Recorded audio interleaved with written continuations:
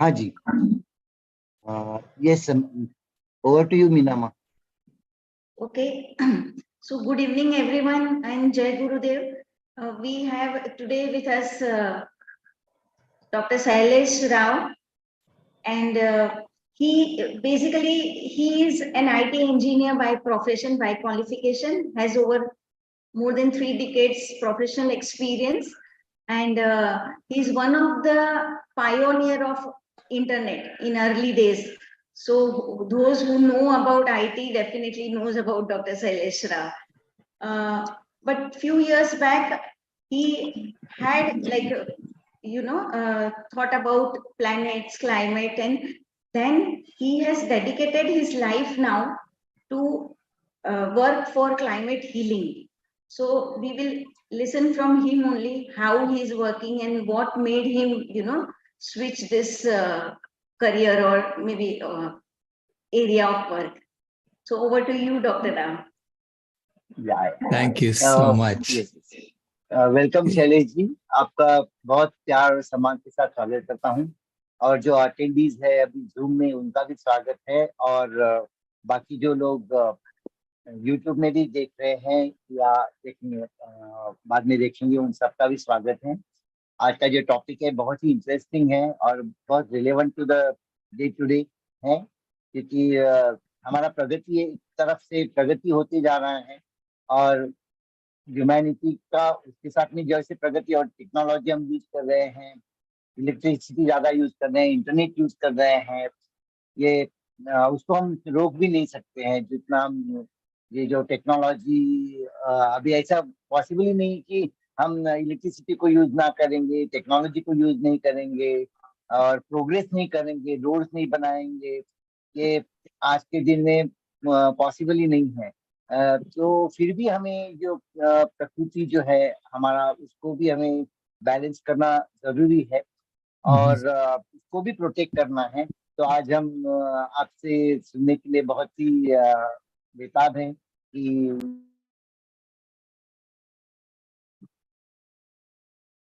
You got muted.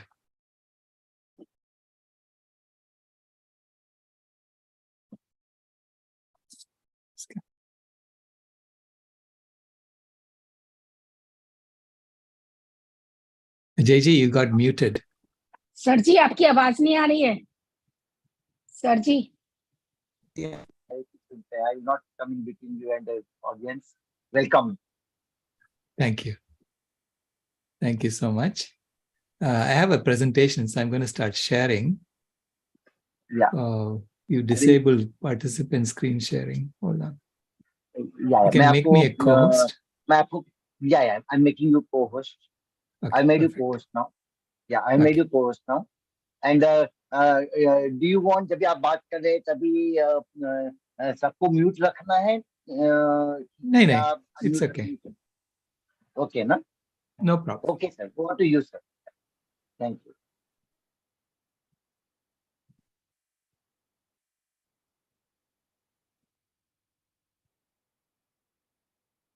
So, let me just make sure slideshow settings.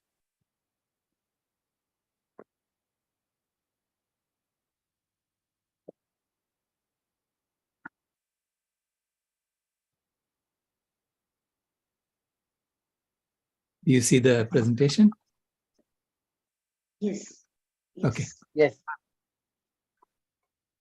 So as Ajay just said, I'm an IT engineer. I'm actually a systems engineer by profession. So I used to design the systems, the internet digital connection system that I worked on. Is what I'm really connecting on today. So as a systems engineer, I look at technology as a way to achieve our objectives. It's a tool. So this is why I show you a picture of a spacecraft. And there's a steering wheel on the spacecraft. And you can turn the steering wheel towards heating or healing the climate. Okay? So what do we use our technology for? That's important. So right now we are most of us are systematically turning the wheel towards heating the climate. And I'll explain why that is the case. And then I'll show you how we can all be turning it towards healing the climate. Okay? And so that requires us to change as a species. So how can we heal the climate? That's the fundamental question that we have to answer now, right? So my journey began very early. I mean, I started working on this in 2005. Until then, I was basically working on the internet. Okay, for 20 years after graduation, I was working on making the internet faster and faster. So I was doing a project on making the internet even 10 times faster than what I had already done. And I came home one day and I was really tired.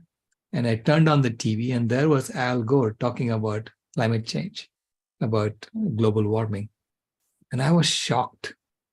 So I said to my wife, if half of what he's saying is true, I feel like I'm wasting my time working on the internet.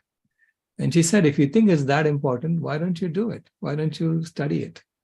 So that's how I started. Okay? And then I started looking into it and I realized that it is actually far worse than what Al Gore was saying, even at that time. So by 2009, and I'm showing you a picture of a sanctuary in the Western Ghats of India in 2009. So I was visiting this sanctuary and I had this sense of perfection in nature. Nature is perfect as a system design. So as a systems engineer, I was in awe of nature.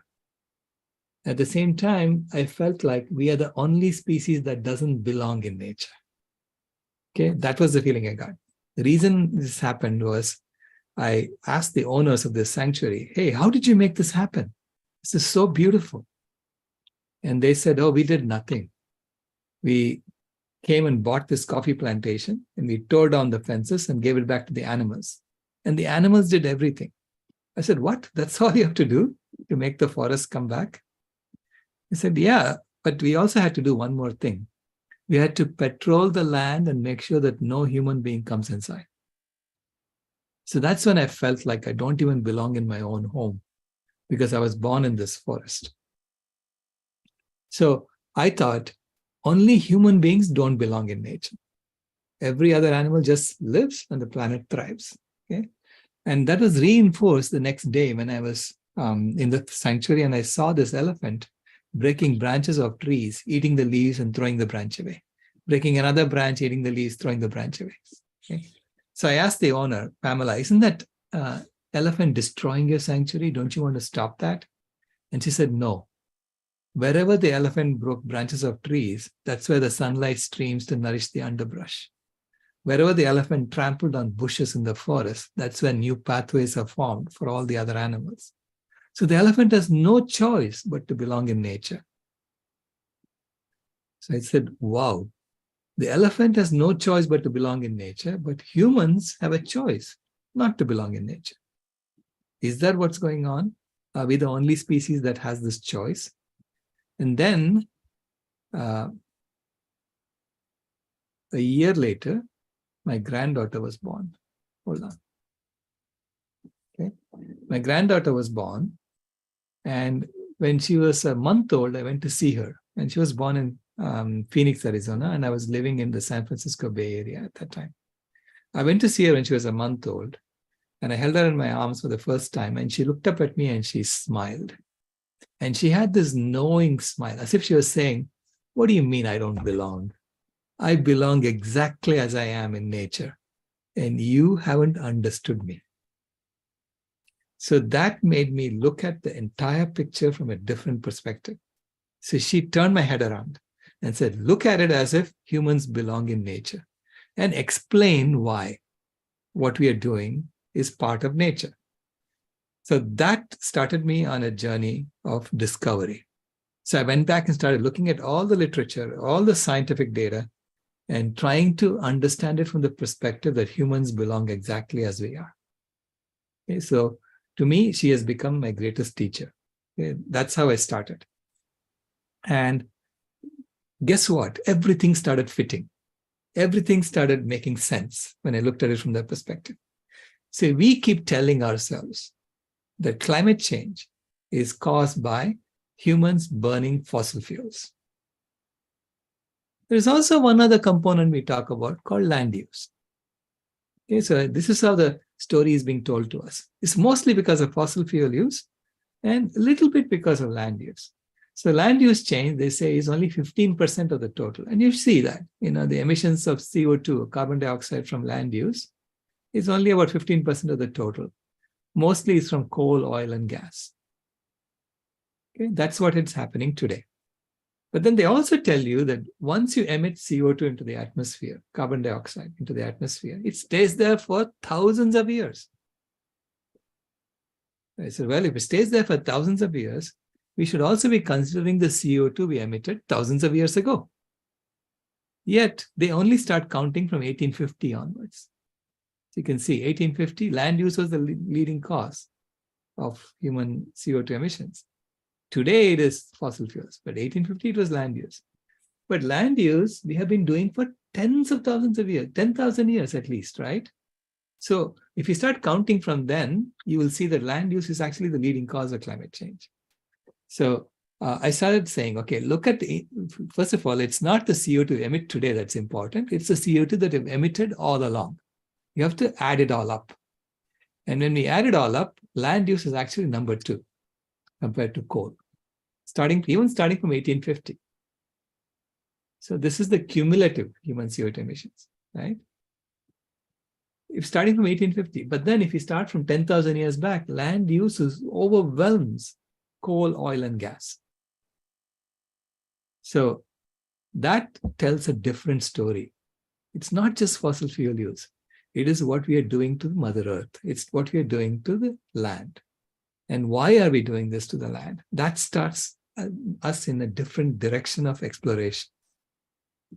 So now I want to set the context in time. So that made me go back and look at what happened millions of years ago, what happened hundreds of thousands of years ago. So I started looking at everything in the context of humans belonging in nature. So if you look at the Earth's temperature over the last 3 million years, the temperature has been going up and down by a lot, actually about 10 degrees Celsius, okay? So the white line here is the temperature of the Earth over the last 650,000 years. And you may ask me, how did we know this? How do we know this temperature went up and down? Well, we have this ice in Greenland that's, 1 mile. So almost 2 kilometers of ice on top of Greenland.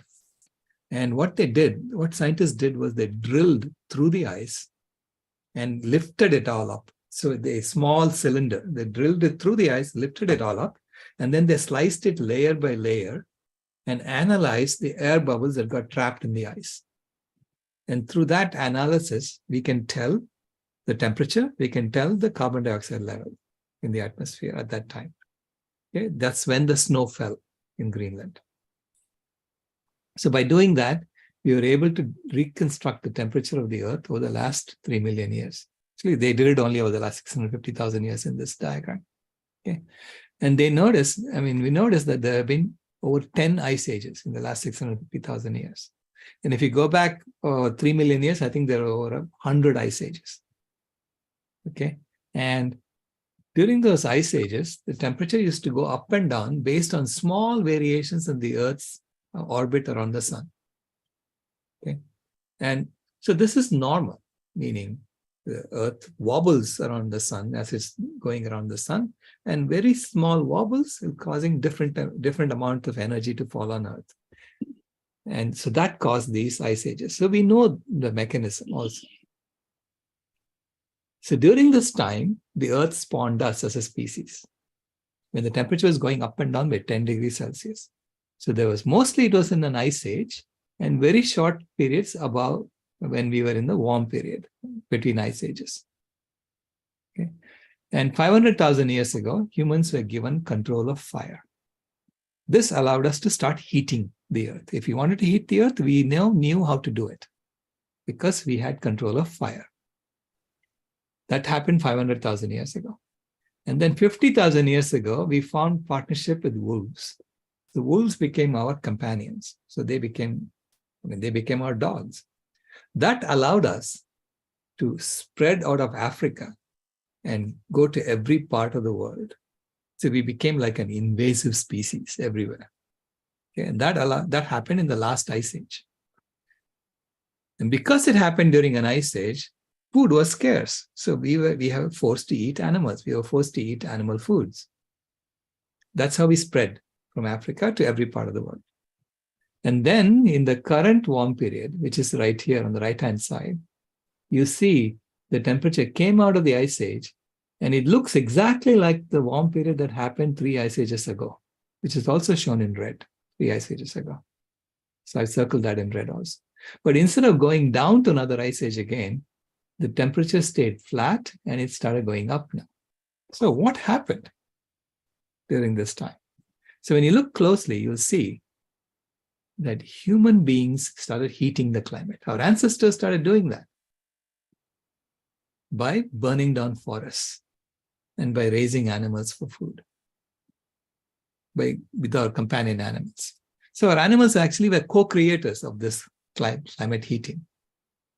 Okay? So you can see that from this carbon dioxide levels in the atmosphere. You can see that the carbon dioxide levels matched what was happening 3 ice ages ago until about 6,000 years ago, and then it starts taking off. That's shown in red. This is the human effect. The same thing with the methane. We increased it based on what was happening, compared to what was happening 3 ice ages ago. And by doing that, we increased the blanket of greenhouse gases around the Earth and therefore kept the temperature constant.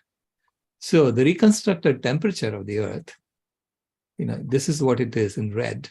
It was in an ice age 20,000 years ago, and then it went over the glaciation threshold. So above the glaciation threshold, the ice melts and it becomes mostly water, right? So that's how the Great Lakes were formed in North America.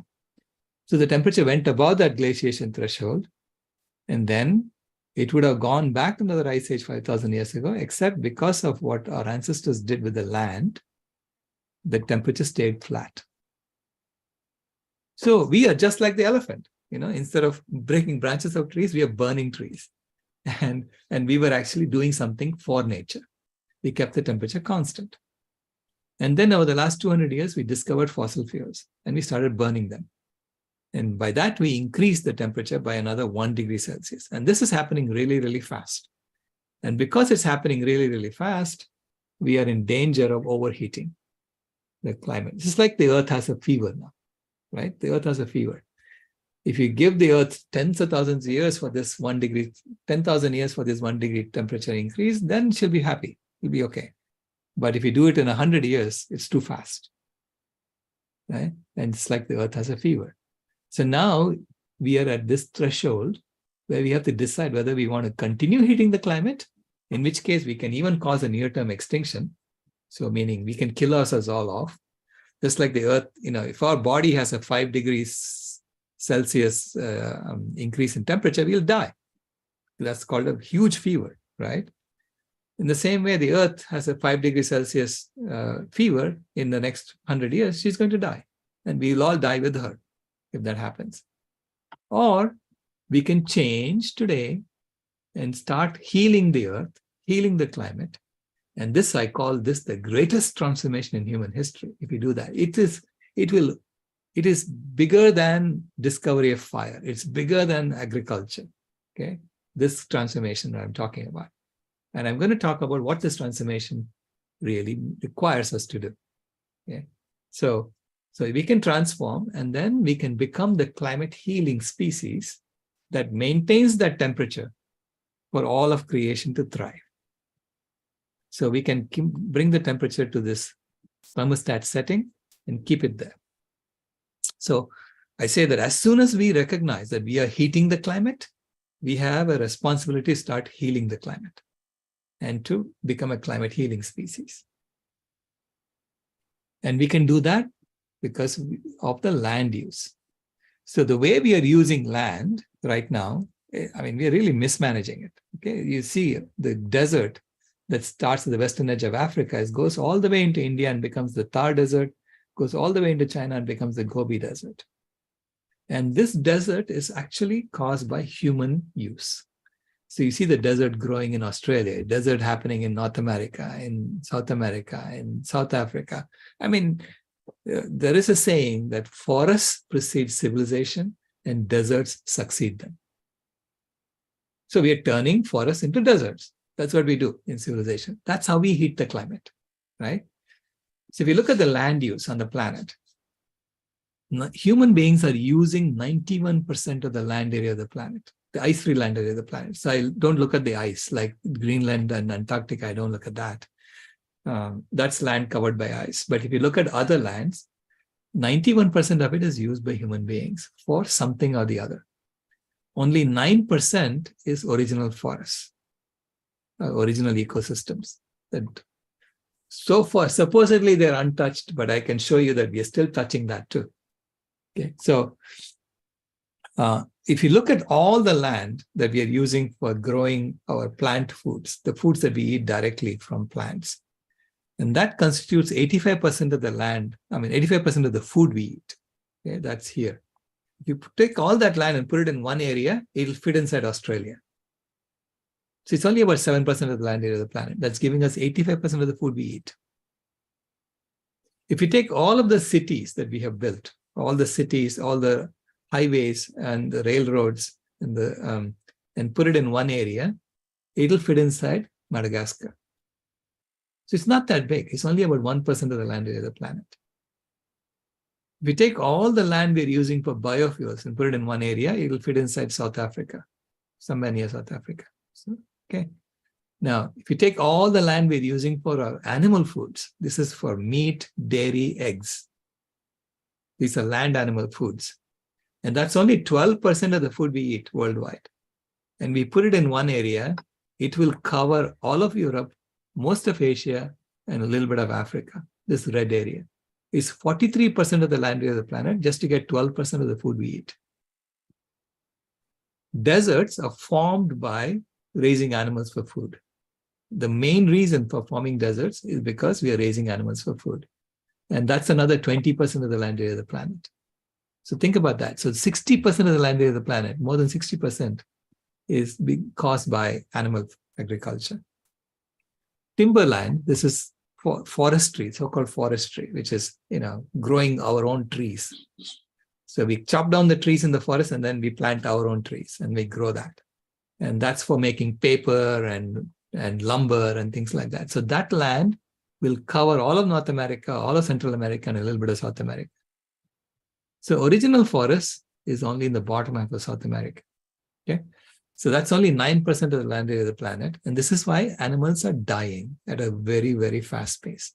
And even there, we are actually cutting down forests and pretending not to. So that's also a problem. Now, if you look at the carbon dioxide on land, so carbon dioxide is stored on land in the form of trees and in soil. And there is 3 times as much carbon dioxide on land compared to what's in the atmosphere. Okay, so atmosphere has about 800 billion tons of CO2 and land has about 2,500 billion tons of CO2, 3 times as much. But 98% of that CO2 is in this white area. Only 2% is outside. So the animal foods, wherever we are growing animal foods, we have cut down all the trees and we are growing grass to feed the animals. And anything that's not grass, that the animals did not eat, we chop it and burn it every year. This is why it's maintained at a very low rate of CO2. So only 2% of the CO2 is in this red area. And there are 3 trillion trees missing. So we have cut 3 trillion trees on the planet. There used to be 6 trillion trees. Now there is only 3 trillion trees.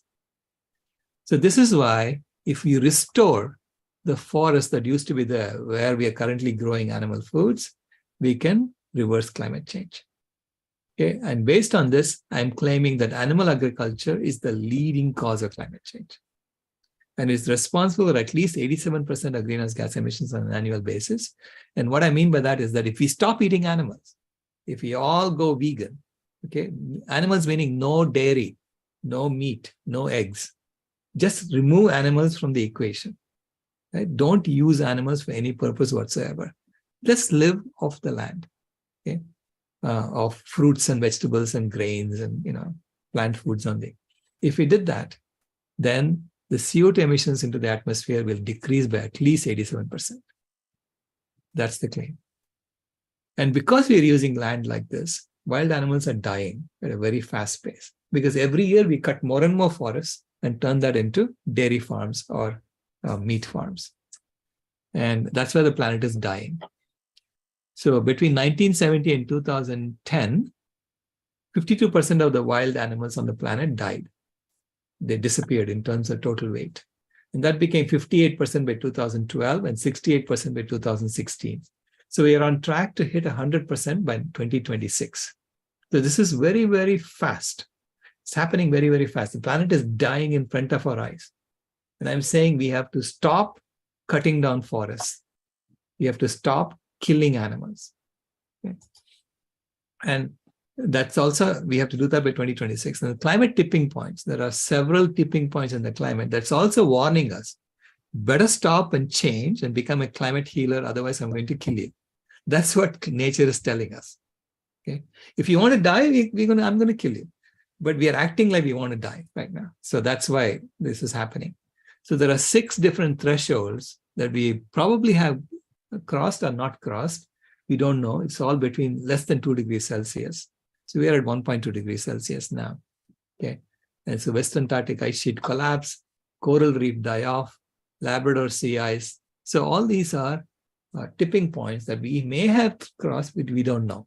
The only way we know whether we have crossed or not is to start bringing down the CO2 in the atmosphere and see if these thresholds, these nonlinear feedback loops go back in the right direction. So again, this is very critical, right? So Gus Speth said, I used to think that the top environmental problems are biodiversity loss, ecosystem collapse, and climate change. And I thought that with 30 years of good science, we could solve those problems, but I was wrong. The top environmental problems are selfishness, greed, and apathy. And to deal with those, we need a spiritual and cultural transformation. And we scientists don't know how to do that. So he basically laid it on our shoulders. He said, it's not a problem of science. It's a problem of human behavior and selfishness, greed, and apathy. Now, he's a scientist and I'm an engineer. So when I see this and I ask myself, is selfishness, greed, and apathy part of human nature? I mean, is this inherent in us? Or is this something that we are doing because of the system that we have built? Because I'm a systems engineer. And I realized it's actually systemic. It's got nothing to do with us. Our nature is, we can be selfless or selfish. We can be greedy or generous. And we can be apathetic or activist. Okay, one or the other. But our system is promoting selfishness, greed, and apathy. And this is why most people tend to be like this. Because our system is based on some false axioms. First is the false axiom of supremacism. So it's based on that. And what I mean by axiom is that it's a truth that we take for granted. Right? Selfishness comes from this false axiom of supremacism, which is that life is a competitive game.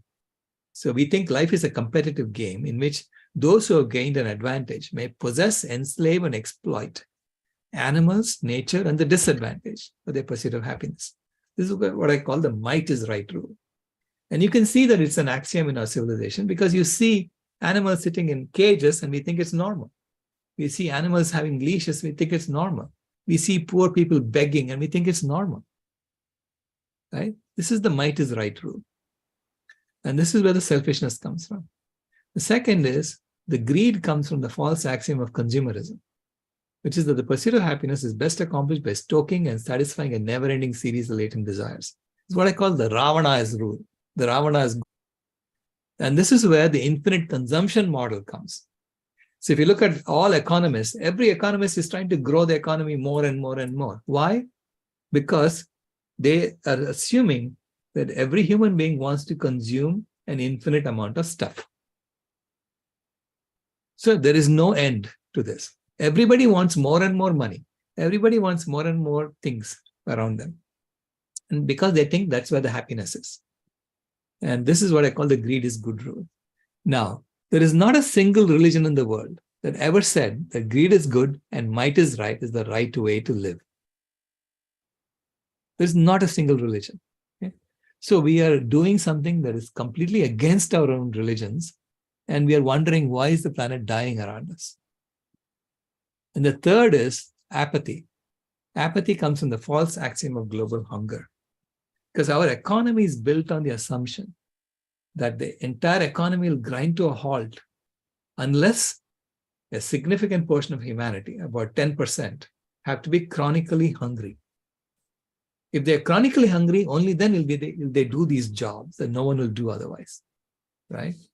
Slaughterhouse work, or people working very hard in the fields to grow some rice, for the rest of us to eat. And why are they doing that? Because otherwise they'll be hungry. So this is the industrial worker rule. So our entire industrial civilization is built on this false axiom of global hunger. And apathy comes from all of us knowing it and yet not doing anything about it. So we see people are hungry and yet we don't do anything about it. That's where the apathy comes from. Okay. So we have built two machines that are systematically heating the climate. And the first is the burning machine, which is built on the false axiom of consumerism. Okay. And so we are constantly building more and more things. We are creating more and more stuff so that people can consume an infinite amount of things. And that's where the burning machine comes from. And that is heating the climate. That's where we burn fossil fuels. The second is the killing machine, which is killing all the trees. We're killing all the animals. And that's built on the false axiom of supremacism. And these two machines together are heating the climate. And our entire system is built on these 5 Ds. This is a climate heating system that we are in. The 5 Ds starts with deception. So you have to deceive people into going along. Otherwise, if they see what's really going on, they will say, oh my God, I don't want to be part of this, right? So you have to make people, you have to deceive them into be part of this. Deception is fundamental to the system. And if you cannot deceive people, then you dominate them. So there's domination. So you say, well, if you don't go along with us, now we are just going to come and burn down your home. This is what we are doing to the indigenous people. Okay? Because we have the power, we can do that. So we go burn down their homes and then we convert that into cattle farms. That's what I'm showing you in the back here. This is a satellite picture of the Amazon. And you can see the Amazon, we don't deforest it uniformly, completely. We leave little clumps of trees behind when they deforest. Do you know why they do that? Because the UN has a convention saying that any 1 kilometer by 1 kilometer grid that has at least 10% tree cover is still labeled as a forest. So we are pretending that we didn't deforest this. Now you go ask the indigenous people, they have been trying to fight this and they are being killed. Okay, so they're being dominated. So our system is also based on death for the animals, death for human beings, and diseases for human beings, and destruction of the planet. These are the 5 Ds. So it's all based on deception. So we have to convince people to eat animal foods. If they don't eat animal foods, the whole thing falls apart, right? So you have to convince them, only protein. Protein is only found in meat. So go eat meat. Otherwise, you won't get protein. Or go drink milk. Otherwise, you won't get calcium. These are deceptions because protein is in every food. Calcium is in every food. So there is 10 times as much calcium in sesame seeds than in milk. And they'll tell you omega-3 is only found in fish. Go eat the fish. And they'll tell you starch makes you fat.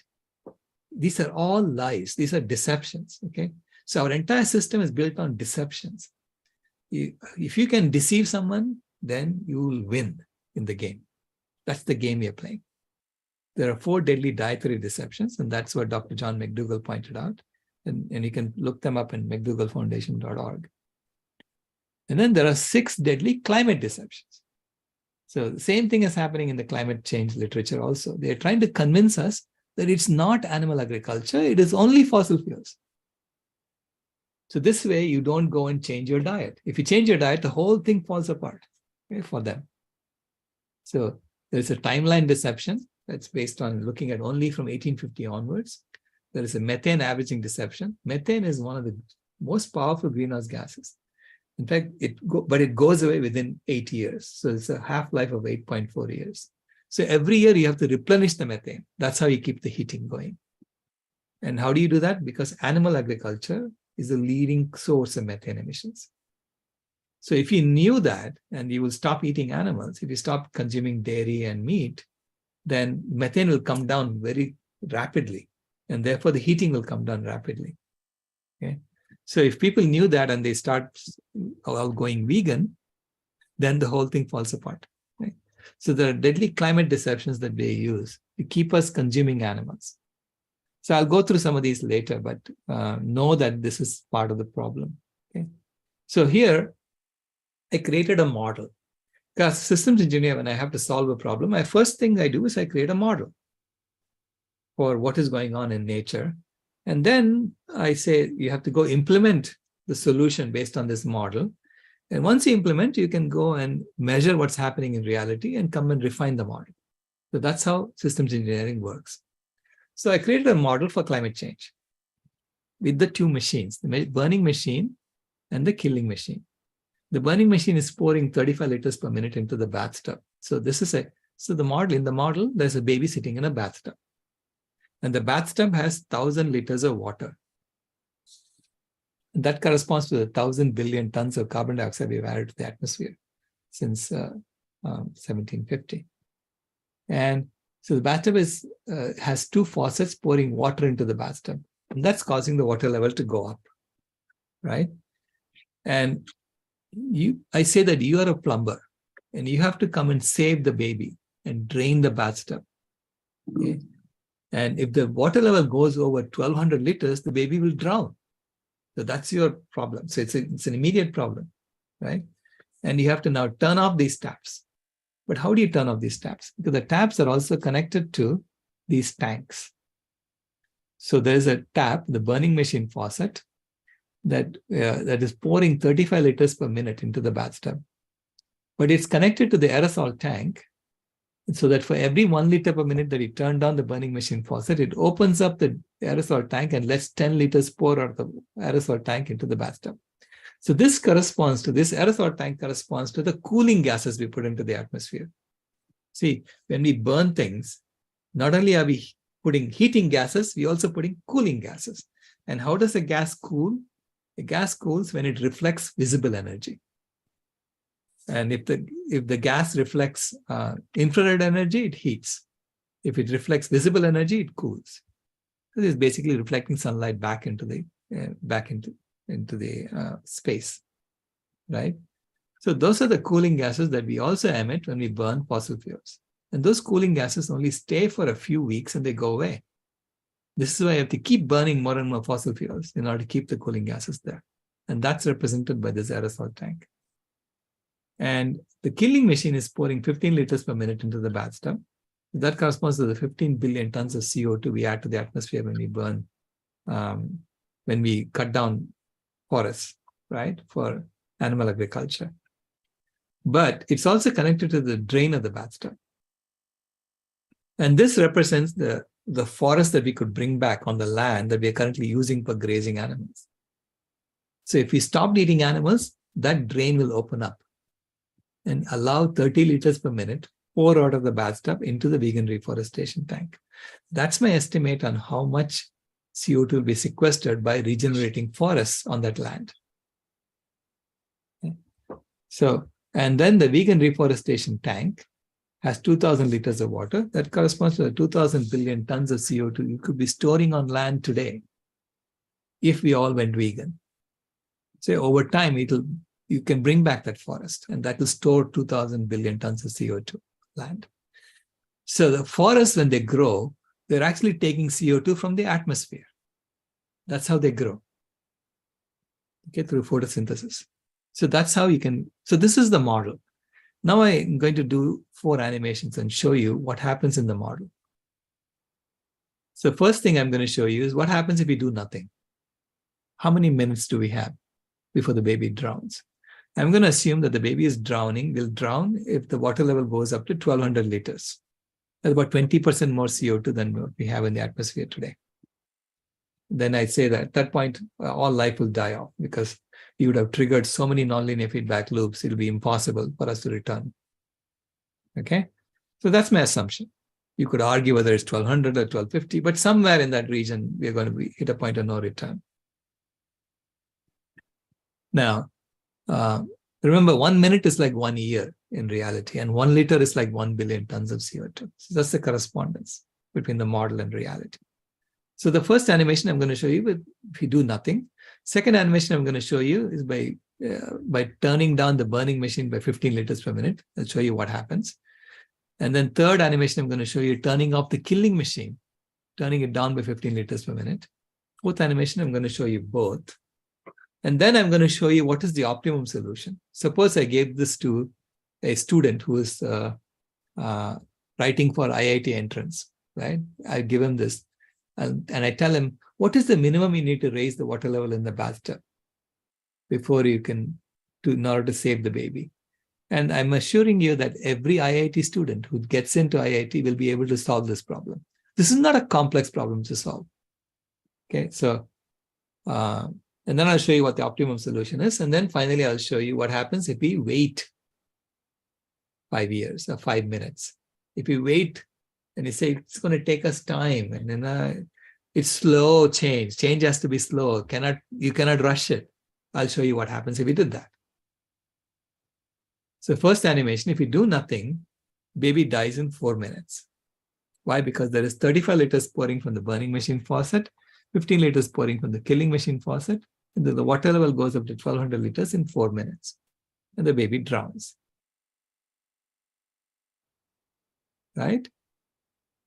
So it's simple. In 4 minutes, the baby drowns. So this is if you do nothing, which is the default option today. Governments are not doing anything about climate change. Okay, they are just pretending to do something. The CO2 levels going into the atmosphere is going up and up faster and faster. So the do nothing, baby dies in 4 minutes. Now, if you just focus on fossil fuels and don't do anything to the killing machine, you only focus on burning machine, which is what every government is trying to do. What happens then? Baby dies in 1.4 minutes. It dies faster. So if you reduce the burning machine by 15 liters per minute, right, then the aerosol tank will empty 150 liters into the bathtub, and then you only have 50 liters left, and the baby dies in 1.4 minutes. So this is what every government is trying to do. And I ask you, do these governments not have any systems engineers? Do they have no knowledge of systems at all? Why are they doing this? Right? We have to hold their feet to the fire and say, get serious, will you? Right now, they are not being serious about addressing climate change. So if you only address the burning machine, baby dies sooner. Now, if you only address the killing machine only, the baby dies in 40 minutes. So you're going to buy some time. Because what happens if you turn off this killing machine faucet? Then the drain opens up. And so now you have 35 liters pouring into the bathtub, 30 liters pouring out. But still what bathtub level increases by 5 liters every minute. And in 40 minutes, the baby dies. So which means if we all go vegan today and give that land back to nature and we start bringing back the forest, right, we can buy ourselves some time. So we will delay this, by a factor of 10. That's where the 90% comes from. But of course, as any plumber will tell you, if you have 2 faucets pouring water into a bathtub, you have to turn off both faucets eventually. You cannot only focus on one thing at a time. So you have to do both. If you do both, then the baby lives. Because the water level goes up to 1150 liters, and then it starts coming down, 1150, 1140, 1130, 1120, 1110. So over time, it starts coming down because you have 20 liters pouring in from the burning machine faucet, 30 liters pouring out. Okay. So as the water level comes down, you can turn off the burning machine faucet more and more and more, and eventually shut it off. Because ultimately, we have to shut both faucets off, as we know from plumbing 101. So the optimum solution to help the baby thrive is to turn off the killing machine faucet immediately and turn down the burning machine faucet by about 15% right away. So from 35, make it go down to 28.3, 28.7, I think, right away. So the water level goes up to 1063 liters, and it stays there for 30 minutes, and then it comes down. So which means in reality, we will have to increase the CO2 level in the atmosphere by about 6% and keep it there for about 30 years while we solve the problem. Okay, and eventually we can turn it off. We can reverse climate change. And the baby will thrive. This is what we have to do from our generation in order to help our children thrive on planet Earth. And this is based on engineering and science. So it's based on looking at all of us as part of an engineering team. And how do we solve this, right? So this is the optimum solution. Now, suppose you say, hey, this requires us to turn off the killing machine right away. It's going to take us time to turn off the killing machine because, the killing machine has been going on for thousands of years. It's our culture. So there are all these excuses we have for why we need to continue killing. So, okay, suppose it takes you 5 minutes to turn off the killing machine. Was it? Suppose it goes down by, linearly. So that's like 5 years we can turn off the killing on the planet. If you did that, the water level will go up to 1195 liters. And it will stay there for 33 minutes, so 33 years. Okay, and so baby is almost drowning. So you have to bring it to that level. So almost 19.5% more CO2 than we have today. Baby is almost drowning. And then it has to stay there for 33 years like that. And only then we can solve climate change. So meaning the price of the meat and dairy we are consuming today is extremely high. Okay. So we have to take responsibility for what we are doing. If we continue consuming meat and dairy, you are causing the whole planet to almost die. That's what the model is telling us. And if someone has a different way of looking at it and showing me, if you have a different model, show me. So this is why I say this is a moment of choice. We have to realize that we have to, we can't just talk about ahimsa. We have to practice ahimsa. That's so important now, right? So it has to be based on, first of all, it's about telling the truth. This is what's going on. And tell that truth without offending people, because it's a systems problem. It is not people. People are stuck in a system. And we have to realize that unless we sacrifice, we're not going to gain something. Unless we say, I'm prepared to give this up and I'm prepared to transform my life, you're not going to heal the planet. There's an old Tamil saying. I also say I only speak to those who are interested to hear me out. Because they say in Tamil, it's possible to wake up someone who's sleeping, but it's impossible to wake up anyone who's pretending to be asleep. So I'm not interested in talking to those who are pretending to be asleep. I only want to talk to those who are interested in waking up. And from a systems perspective, we have to create a new system. We have to create a new model that makes the existing model obsolete. Because the current system is based on heating the climate. It's based on deception, domination, death, disease, and destruction. Instead, we have to build a system based on honesty, humility, health, happiness, and harmony. Okay? And it has to be based on selflessness instead of selfishness, which is the true axiom of inner peace, which is that the pursuit of happiness is best accomplished by seeking it within ourselves. The self-mastery or yoga rule, it has to be based on yoga, looking for happiness within ourselves. That's what leads to finite consumption. Okay, and infinite consumption is never going to be sustainable. And it has to be based on generosity, which is the true axiom of unity, that all life is one family where we each bring our unique skills to give all we can, receive all we need, and become all we are. This is based on ahimsa, the vitality code, right? The ahimsa. So you have to create a system based on yoga and ahimsa. And I said, this has to happen in India first. You cannot do this you cannot expect Americans to do that, right? And it has to be based on giving free, healthy food. Healthy, whole food, plant-based, universal vegan means should be a basic human right. Healthy food, meaning no oil, sattvic food has to be given away for free. So sattvic food has to be free, and rajasic and tamasic food, you have to pay for it. So this is how you transform systems. So first is to tell people the system has to be transformed. You have to convince people that system has to be transformed. Otherwise, we are going to die. Second is to show that the paradigm used to design the system is false. Okay, these are the two most important leverage points for transforming a system. There are other ways. What is the goal of the system? Right now, the goal of the system is to extract as much wealth as we can for ourselves. And that kind of goal is only going to cause the system to be unsustainable.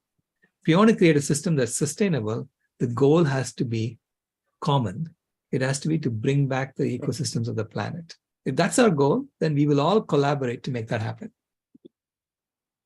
Right? So that, again, if you can go through these system leverage points and figure out how to transform a system. And so we are saying that grandmothers are the key to this.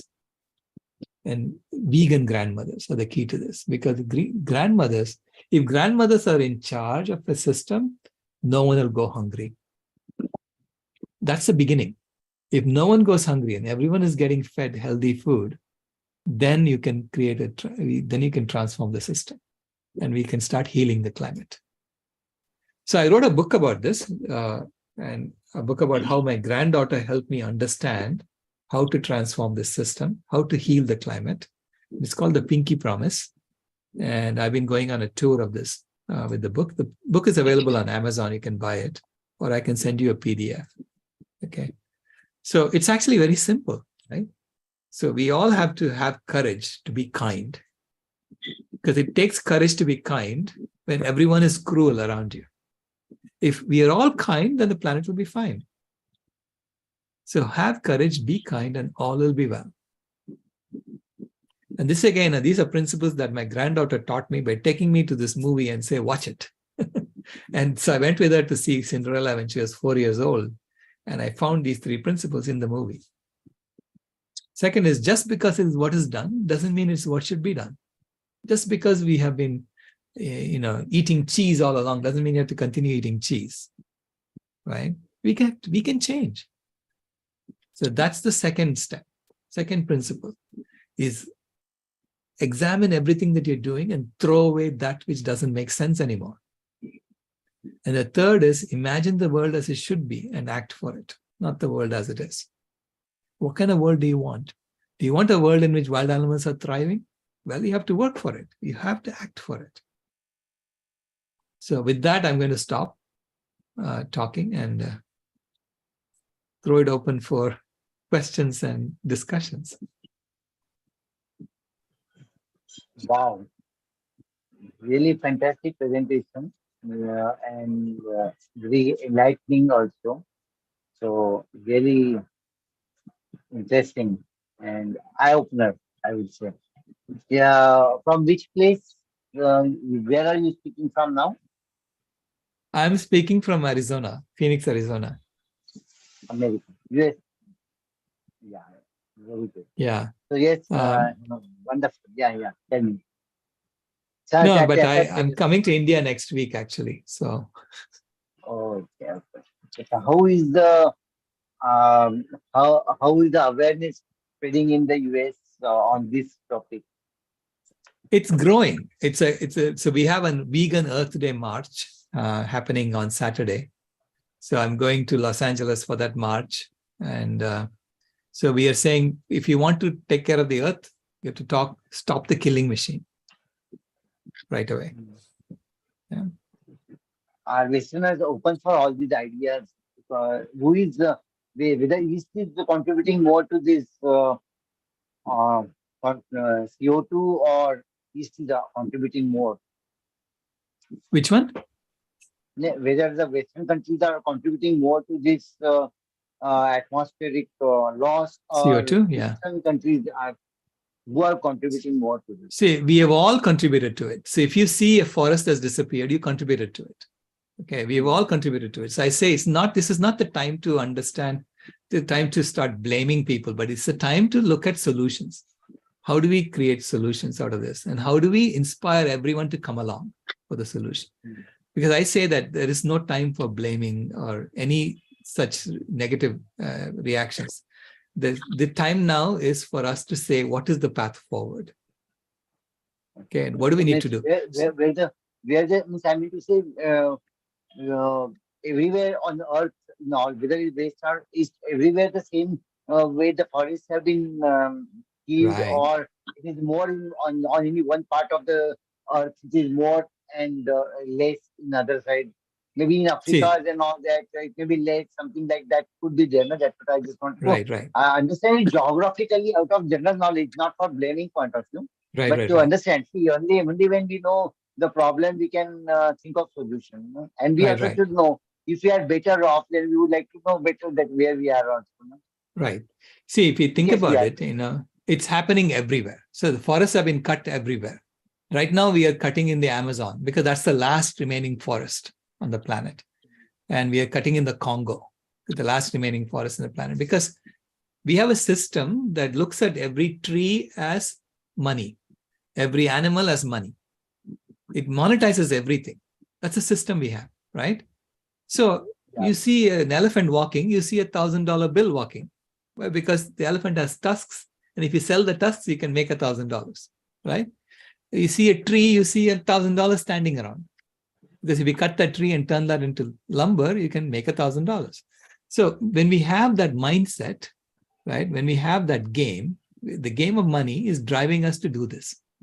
So I say that you have to now change the game. You have to change the game completely, right? So knowing that, we have to figure out what is the new game. That is a very creative process. What is the new game? This is why I say this is the greatest transformation in human history that's happening right now. Nature is saying, are you serious about living? Do you want to live? Because she doesn't mind dying, She'll say, okay, you want me to die, I'll die. But if you want me to live, I will live with you. So it's up to us. Are we ready to dance with nature instead of attacking nature and destroying her? Right? And we can dance with nature. And that is what, in fact, that's part of what our ancestors have been teaching us. So it's about taking back our ancestral knowledge about how to live in harmony with nature and applying that systematically. Yeah, worldwide. So, but I say it has to start in India, because India has tremendous knowledge, in this area. Looking for happiness within, we know how to do that. Yes. Right? Looking for happiness within and ahimsa. We know how to be ahimsa. I have to live in ahimsa. Stop exploiting animals for any purpose whatsoever. Okay, so I say that even dairy is one of the worst that we've been doing. We've been pretending it's ahimsa. It's not ahimsa today, right? It's never ahimsa. And it's not good for us either. We know it's carcinogenic. We know that 60% of Indians cannot even digest milk. So we are lactose intolerant. Okay, 60% of Indians. I am lactose intolerant. I wasn't told that. I was told that, I have some arthritic problems. I have some, inflammation problems. And I was being given medication for it. It's only when I stopped drinking milk, I realized I had lactose intolerance. That was the problem. But it also happened. This is a forum of Siddha Samadhi Yoga, in which we used to recommend people to stop milk. And I myself didn't drink milk for many years. But as a result, I developed as a matter of fact, I think I did Siddha in 1994. It really transformed my life from each and every way, physically, mentally, emotionally, socially, spiritually. One of the there also we learn about food habits, and so one of the things which was told that time was about milk. It's not made for us. So for many years, I think from 1998 maybe to 2004, 94 to 2004, means about 18 years, I was not consuming milk. But then as a result, then I had developed a lot of deficiency, B12 deficiency, calcium deficiency, and I had to take injections thereafter. Right. All I was eating all other salads and everything I was eating, but milk I had stopped that time. So since Right. then we are not recommending people to stop milk, because many of our teachers who were recommending we were stopped milk. We developed Right. a lot of deficiency over it, not immediately, over 10 years, Right. after 10 years, 12 years. So maybe Right. some people may be having that, not everyone may be having, but Right. in long term, so what do you want to say about it? Now, stopping milk, I have not found Right. it so beneficial. So what would you like to say Well, about it? this is why I say you have to do it in consultation with people who understand this problem. See, there are people who are nutritionists who understand plant-based nutrition. Plant-based nutrition is not taught in regular schools anymore. Okay.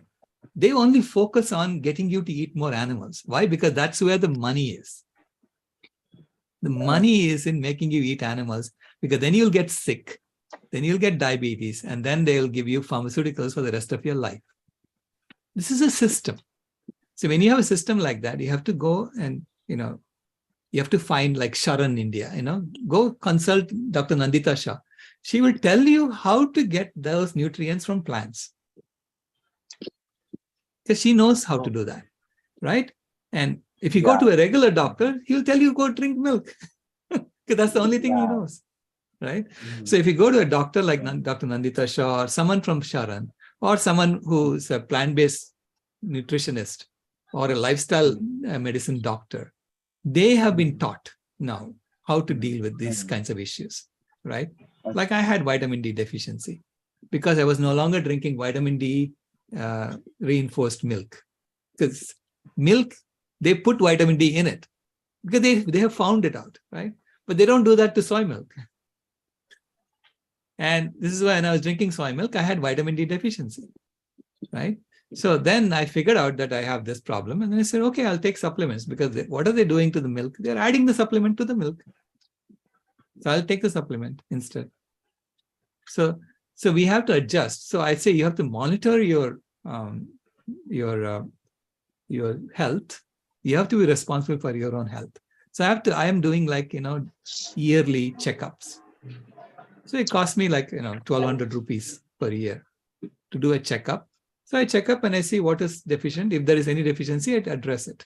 So far, I've only had this one thing, vitamin D. And so this has been like 15 years since I went vegan, right?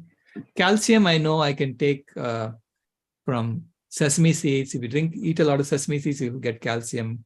You'll get calcium from green vegetables. So I take a lot of that. I always put enough spinach in my food.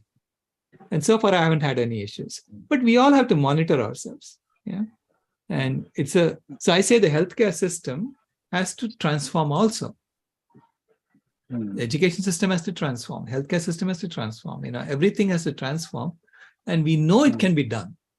See, that's the first thing. You know it can be done. It's just that, how do you do it? And are there pitfalls? Of course, there are pitfalls. But we have to figure out how to overcome those pitfalls. I appreciate, I have a question. I appreciate your respect for the Indian culture and the system. But in this Indian culture, only our ancient science, which is Ayurveda. In Ayurveda, they strongly recommend having milk, of course, as a medicine. They recommend milk along with some medicines and all that. Right. How do you? What is your perception and what is your view about it? Because Ayurveda also sees. Correct. So Ayurveda, the ancient medicines, there are certain things that we have to take in conjunction with fat. Okay, because they are fat-soluble compounds, and only then will our body absorb it. So they used ghee, because they did it 5,000 years ago, and ghee was available, and they said, okay, ghee you can take as fat, because it's available everywhere, because cows were there everywhere, right? Today, that ghee is highly contaminated with other compounds that also stick to fat. What are those other compounds? Those are pollutants. Those are pesticides. Those are, industrial chemicals. All those things also stick to fat cells, and they are now in our ghee, in the ghee. There's nothing we can do about it because the animals are eating all that food and they're not drinking water that's filtered. They're drinking water that's falling from the rain, and it's full of these chemicals. So our ghee has become highly contaminated. Okay. Instead, if you use coconut oil as a medium for delivering the same medicine, it becomes a purer source because a coconut tree filters the water. See, a tree filters water fundamentally. And as it draws the water up to the coconut tree is very, very tall, right? So as it filters water up to the coconut, it's filtering it every step of the way. So the coconut is now as pure a fruit as you can get. And if you turn that into oil, that's a source of fat. This is why a lot of Ayurvedic plant-based doctors are using coconut oil as a medium for delivering the medicine, Ayurvedic medicine. So there are plant-based Ayurvedic doctors now who have recognized that the old model has to change a little. Not completely, but you have to tweak it because the circumstances have changed. Okay. Yeah. It's really very nice to have. Yes, we'll take some question answers, Praveen ji. Sure. A little later. Meena ji, would you like to, will you be able to translate in brief whatever he has shared in English so that for the benefit of Hindi speaking people? Are you ready, Meena ma?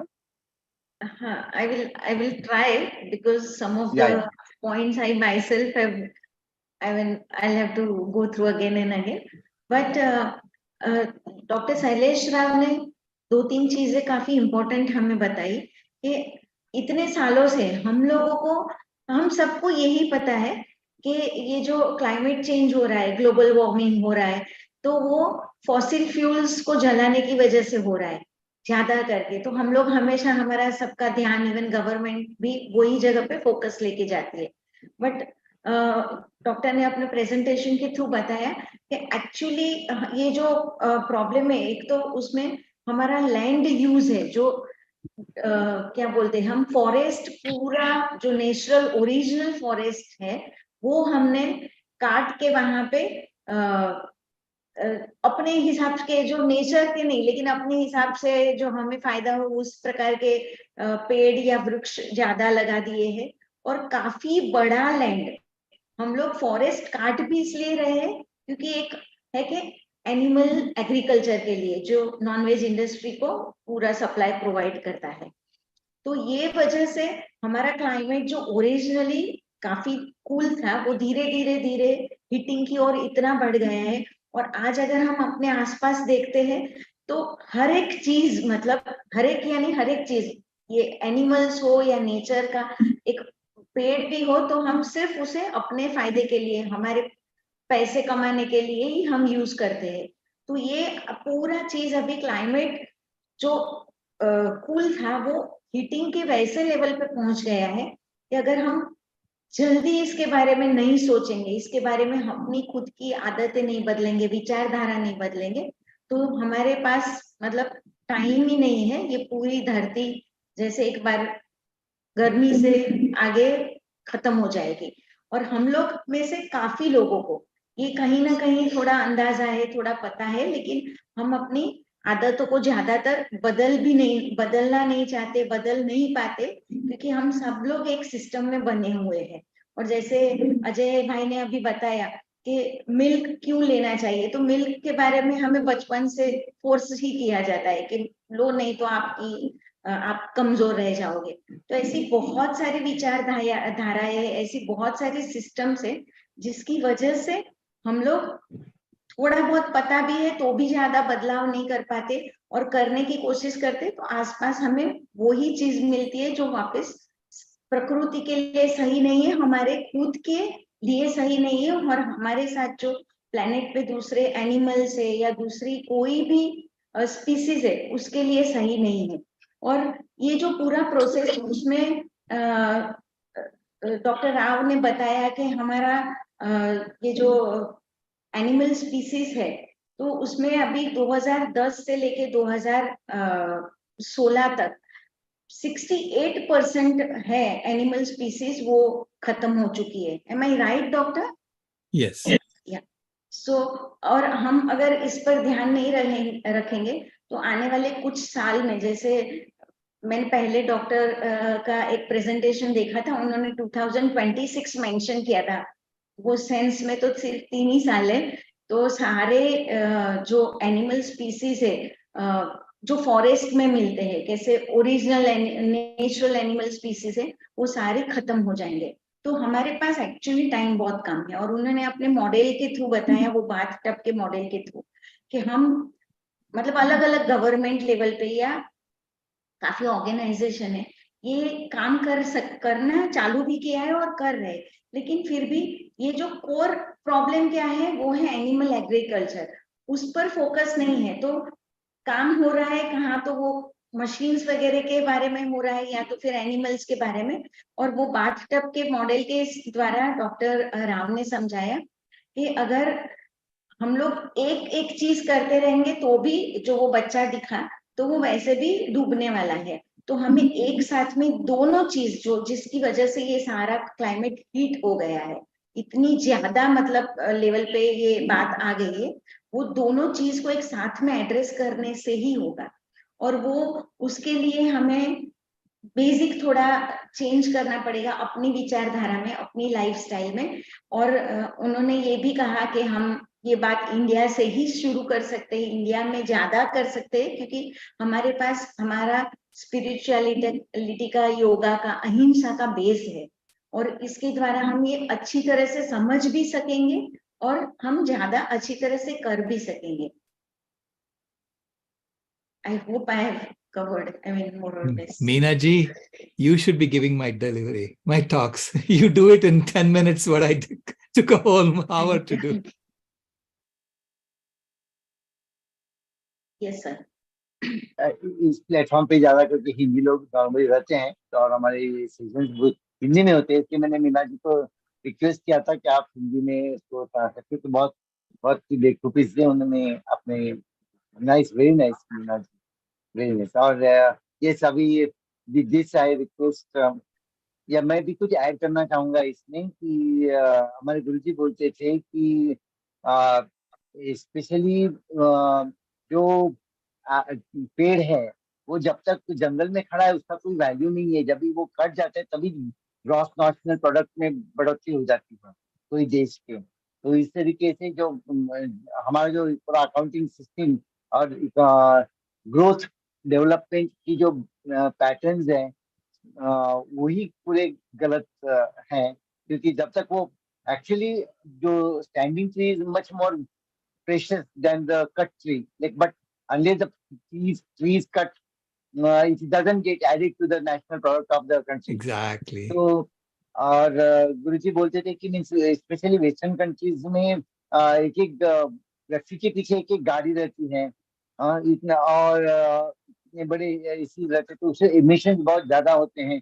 हमारे यहाँ तो एक एक बहुत गाड़ियों का प्रमाण बहुत कम होता है. इनफैक्ट एक एक गाड़ी में जितना कैपेसिटी आप इधर बाइक में देखो तो 2 लोगों का बाइक के ऊपर 4-4 लोग आप बॉम्बे में हम देखते हैं एक बाइक के ऊपर 4-4 लोग जा रहे हैं. तो गाड़ी और बसेस में भी इतना ओवरफ्लो होता है. बस की टॉप के ऊपर भी जा बैठ के people travel sitting on the top of the buses also.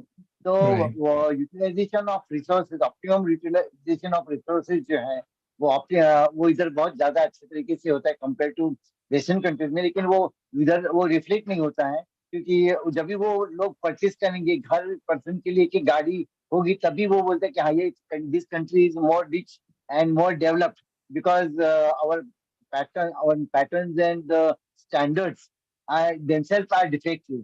और जिसकी वजह से कितने लोग जो कम से कम रिसोर्सेज ज्यादा से ज्यादा लोग इस्तेमाल करना इधर फोकस होना चाहिए. और हिंदुस्तान की, इंडिया की यही कल्चर है.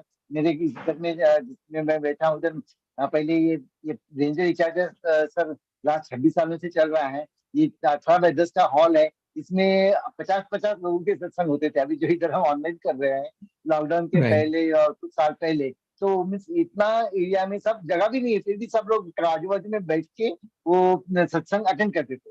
तो कम से कम रिसोर्सेज को ज्यादा से ज्यादा कैसे इस्तेमाल करना, ऑप्टिमम यूटिलाइज करना, ये बहुत अच्छा हमें हिंदुस्तान में, इंडिया में बहुत अच्छा मार्गदर्शन उससे मिलता है। और ये हमारा सिस्टम भी उस तरीके से बना है, that becomes very very useful. तो ये आपने जैसे बताया कि यही इंडिया का खासियत है कि ये कैसे हम कम से कम साधनों पर रहे, है ना। Right. जैसे एक मोदी जी बोलते हैं कि instead of exploiting nature we should be milking the cow. Milking the cow means तो वापस उसको हम इतना ही लेना चाहिए कि जितना हम वापस भी उसको क्रिएट कर सकते। तो मुझे मालूम नहीं, लेकिन इतना अभी रोड्स बन रहे हैं, इतने फैक्ट्रीज और इतना इंफ्रास्ट्रक्चर, ब्रिजेस ये सब बन रहे हैं, सीमेंट ज्यादा रोड बन रहे हैं, तो उस तरीके से वापस उसको प्रकृति और फॉरेस्ट को बनाना है, उसका भी, उसके See, लिए भी आई होप कि उसका कुछ होना चाहिए। जिस कुछ बोलना चाहेंगे आप? right. No, I was going to say that it's we have all that. We have the knowledge to optimize resources and all that. But what is our purpose? The question is the purpose. See, if the purpose is still to exploit and to accumulate wealth for ourselves, it doesn't matter, right? We are going to destroy the planet. If the purpose is to regenerate forests, if the purpose is to serve the animals, if this purpose is external to us, then you can, then you can use these tools for that purpose, right? So it's the first thing is, this is why I say you have to do it systematically. You have to look at the Donella Meadows. She had these 12 ways in which you can transform systems, leverage points, and you have to address them systematically. And so you have to change the goal of the system, because currently the goal of the system is to extract as much as you can for yourself, because it's a game of money. The game of money is a game of war. This is like the Mahabharata, we are still playing the Pandavas and Kauravas are still playing the gambling game. Yeah. Okay, Yeah. we are still there. Yeah. We have to do the Kurukshetra right now. we have to really do this seriously. Okay, I'm saying we only have 3 years. So we have been wasting so much time with the wrong model, with the wrong thinking, the wrong way of looking at things. We have to look at reality. It's not about vegan diet. See, to me, vegan diet is secondary. It's about ahimsa. And ahimsa and having integrity when we talk about ahimsa. People say ahimsa and then they drink milk. They say there is no integrity there, because you go look at where the milk came from. There was a lot of ahimsa made to make that happen. Not only with exploiting the cow, but it's also with exploiting the forest and killing the tiger, killing the deer. So all that you have to take into account. There has to be true accounting done, right, of what we are doing. Because the consequences that nature gives us is based on true accounting. Nature is just mind, she's just giving you consequences for your actions. Lekin this cow, I know, I can understand that cow milk is for the child of a cow. But Right. after feeding the child of the cow, then if that milk is being taken, then should we call it as a exploitation of cow? Because it is Yes. not, it is extra. So how can you say, Right. So logically, I just want to understand. Right. So you have to look at, okay, so you look at how much milk are we consuming today, right? And then you say, suppose you want to do it in a ahimsa way. So you only take the excess milk after the calf has finished drinking. If your purpose is to extract milk, and then you have to supply all that milk to everybody who wants to drink the milk, right? Then how many more cows do you have to grow to produce the same amount of milk? Suddenly your cow footprint goes up. So you need more cows to produce ahimsa milk. Where are the more cows going to come from? From killing the deer, from killing the tiger, from killing the forest. Is that ahimsa? So we need to think about this in a holistic way. So this is when the Jain monks, when they think about it holistically, the Jain monks become minimalists. They try to minimize their consumption, right, of everything. A lot of Jain monks have gone vegan because they've been thinking about this. So when you think about this, I mean, I'm not only saying, we have to start giving more than we take from the planet.